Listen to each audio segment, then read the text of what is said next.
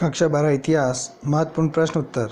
विद्यार्थियों, एक डोज हर रोज़ इस अध्ययन श्रृंखला में हम निरंतर प्रश्न कर रहे हैं। बोर्ड की परीक्षा की तैयारी मेरे साथ कीजिए और आगे बढ़िए। अब की बार 90 पार। विद्यार्थियों, आज की प्रश्न उत्तर श्रृंखला का पहला प्रश्न, हड़प्पा सभ्यता में बाजरे के दाने किस स्थानों से प्राप्त हुए हैं? आंसर, गुजरात। हड़प्पा स्थलों से किन जानवरों की हड्डियां प्राप्त हुई है? उत्तर, भेड़, बकरी, भैंस, सूअर, हिरन तथा घड़ियाल। हड़प्पा वासियों के व्यापारिक संबंध किन देशों से थे? ओमान तथा मेसोपोटामिया। प्राचीनतम अभिलेख किस भाषा में लिखे जाते थे? आंसर, प्राकृत। आहत सिक्कों से क्या तात्पर्य है? 6वीं शताब्दी ईसा पूर्व में चांदी के बने सिक्कों को आहत अथवा पंचमार्क सिक्के कहा जाता है। गृहपति कौन था? आंसर, गृहपति घर का मुखिया होता था और घर में रहने वाली स्त्रियों, बच्चों, नौकरों और दासों पर नियंत्रण करता था। किस अभिलेख में रेशम के बुनकरों की एक श्रेणी का उल्लेख मिलता है? आंसर, मंदसौर मध्य प्रदेश से प्राप्त 5वीं शताब्दी ईस्वी के एक अभिलेख से। मनुस्मृति का संकलन कब किया गया?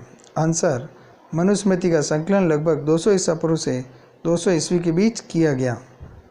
क्वेश्चन नंबर 9, मनुस्मृति के अनुसार पुरुषों के लिए धन अर्जित करने के कौन कौन से तरीके हैं? आंसर, विरासत, खोज, खरीद, विजित करके, निवेश, कार्य द्वारा, सज्जनों द्वारा दी गई भेंट को स्वीकार करके। क्वेश्चन नंबर 10, कृषकों को इतना निचोड़ा जाता था कि पेट भरने के लिए उनके पास सूखी रोटी भी मुश्किल से बचती है। यह कथन किसका है? आंसर, यह कथन पेल्सर्ट नामक एक डच यात्री का है। बर्नियर ने अपने यात्रा वृत्तांत में भारत को किस रूप में दिखाया है? बर्नियर ने भारत को यूरोप के प्रतिलोम के रूप में अथवा यूरोप के विपरीत जैसा दिखाया है। बर्नियर के अनुसार शिविर नगर क्या थे? बर्नियर के अनुसार शिविर नगर वे थे जो अपने अस्तित्व और बने रहने के लिए राजकीय शिविर पर निर्भर थे। तमिलनाडु के विष्णु एवं शिव संतों को किस नाम से जाना जाता है? विष्णु भक्त संत अलवार तथा शिव भक्त संत नयनार नाम से जाने जाते हैं। पद्मावत की रचना किसने की? मलिक मोहम्मद जायसी ने।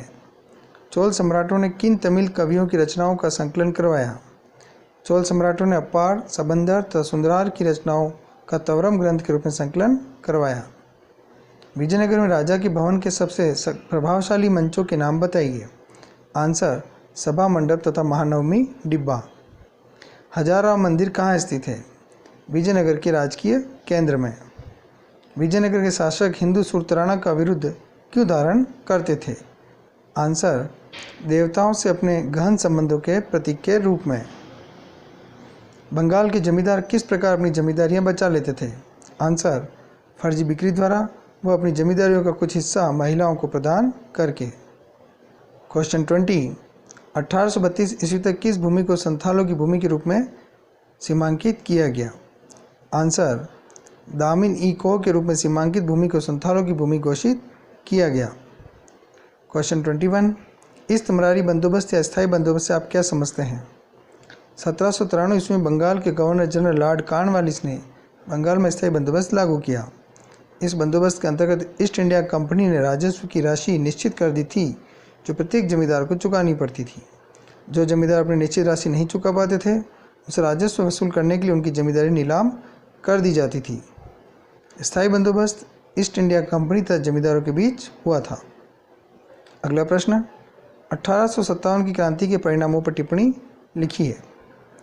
भारत से ईस्ट इंडिया कंपनी का शासन हमेशा के लिए समाप्त हो गया। भारत पर 1858 से महारानी विक्टोरिया की घोषणा के साथ भारत में ब्रिटिश राज का शासन प्रारंभ हो गया। अंग्रेजों की दमनकारी नीति से भारतवासियों में तीव्र आक्रोश उत्पन्न हुआ। वह भारत की जनता में राष्ट्रीयता की भावना का संचार हुआ। नाना साहब कौन थे? नाना साहब वीर मराठा पेशवा बाजीराव के दत्तक पुत्र थे। उन्होंने स्वयं को जून 1857 में कानपुर में पेशवा घोषित कर दिया, किंतु अंग्रेजों ने उन्हें पेशवा मानने से इनकार कर दिया। नाना साहब ने प्रथम स्वतंत्र संग्राम में अंग्रेजों का वीरता से मुकाबला किया। कानपुर में क्रांतिकारियों का नेतृत्व नाना साहब ने किया। वह अंग्रेजों से पराजित होने पर नेपाल चले गए। क्वेश्चन 25, अंग्रेजों की नज़र में ब्लैक टाउन कैसे थे?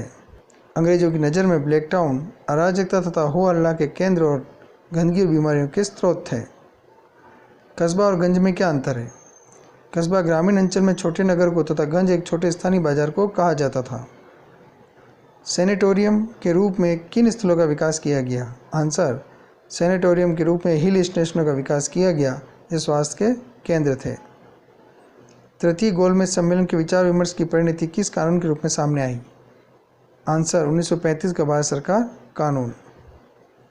पूर्ण स्वराज का प्रस्ताव कांग्रेस के किस अधिवेशन में जारी किया गया? आंसर, 1929 के लाहौर अधिवेशन में। आज का अंतिम प्रश्न, 1905 से 1907 के स्वदेशी आंदोलन ने कौन से उग्रवादी कांग्रेसी नेताओं को जन्म दिया? आंसर, बाल गंगाधर तिलक, विपिन चंद्र पाल और लाला लाजपत राय। विद्यार्थियों, इस प्रकार आज हमने 30 महत्वपूर्ण प्रश्नों का अध्ययन किया है। ये सभी प्रश्न आपकी आने वाली परीक्षाओं के लिए अत्यंत उपयोगी है। मेरे साथ जुड़े रहिए।